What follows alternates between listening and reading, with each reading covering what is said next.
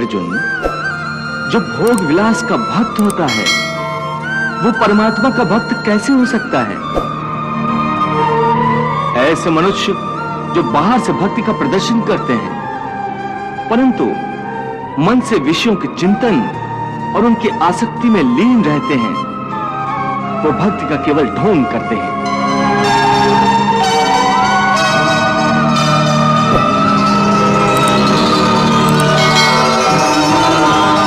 वो योगी नहीं, ढोंगी होते हैं।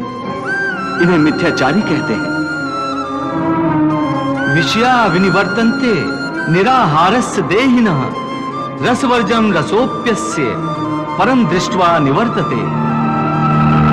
कर्मेन्द्रियाणि संयम्य य आस्ते मनसा स्मरन् इंद्रियार्थान विभूढ़ात्मा मिथ्याचारः स उच्यते।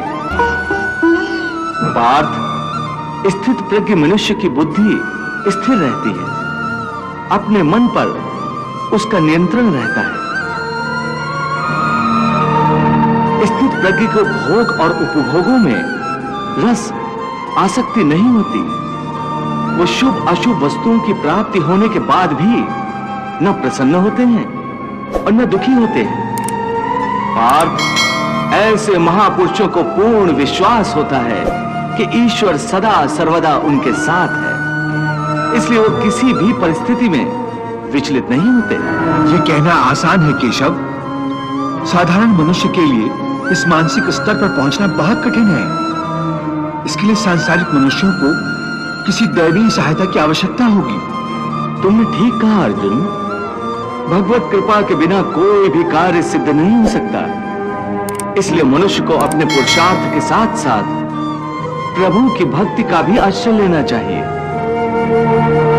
हे अर्जुन, परमात्मा की भक्ति करने से मन सात्विक हो जाता है और विषयासक्ति पूर्णतः समाप्त हो जाती है। और यदि आसक्ति का नाश नहीं हुआ तो? आसक्ति का नाश नहीं हुआ तो मनुष्य का सर्वनाश हो जाता है। सर्वनाश? हाँ पार्थ, सर्वनाश।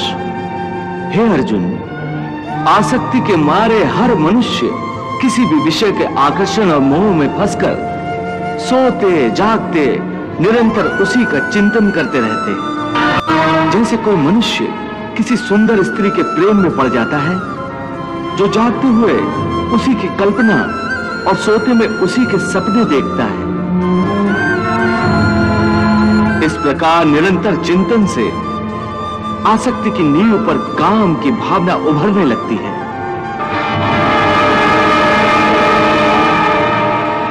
काम या वासना में थोड़ी भी रुकावट आने से क्रोध का आगमन हो जाता है।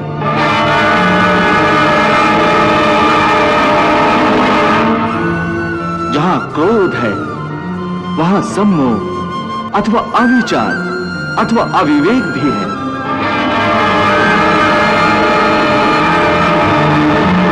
जिस प्रकार प्रचंड वायु के झोंके से दीपक की ज्योति बुझ जाती है, उसी प्रकार काम जनित अविवेक की आंधी से मनुष्य की स्मृति नष्ट हो जाती है। और जब स्मृति भ्रंश हो जाता है तब बुद्धिनाश में कितना समय लगता है पार्थ? चैतन्य का नाश होने पर जो दशा शरीर की होती है, ठीक वही दशा बुद्धि का नाश होने पर मनुष्य की हो जाती है।